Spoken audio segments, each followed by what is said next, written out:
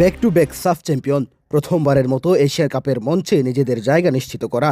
নারী উইঙ্গের chairman Mahfuza Akter কিরণের room ভর্তি শিরোপার ছোড়াছড়ি। বাংলাদেশের ফুটবলে যেই মেয়েদের হাত ধরে সাফল্যের পাল্লা ভারী করছে বাফুফে, সেই মেয়েদের সাফল্যের স্বীকৃতি দিতে মারাত্মক কৃপণতা পুরো দেশের। হামজা চৌধুরী কিংবা সামিদ সুমের মতো গ্লোবাল স্টারদের নিয়েও যেখানে এশিয়া কাপের মঞ্চে যেতে ব্যর্থ বাংলাদেশ পুরুষ দল, সেখানে রীতিমতো গোল উৎসব করে মিশন অস্ট্রেলিয়ার টিকিট কাটে আফিদা ঋতুপর্ণারা।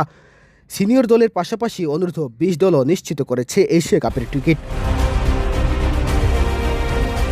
এশিয়া কাপের সম্ভাবনা শেষ হয়ে গেলেও হামজা জামালদের খেলা দেখার জন্য ভিড় লেগে যায় মাঠে। সবশেষ ভারত ম্যাচে মাত্র ৫ মিনিটে বিক্রি হয়ে যায় টিকিট। গ্যালারিতে দর্শকদের উন্মাদনা মুগ্ধ করেছে সবাইকে। তবে মেয়েদের খেলা আসতেই দর্শকেরা সব উধাও। এক যুগ পর জাতীয় স্টেডিয়ামে ফিরছে মেয়েদের ফুটবল।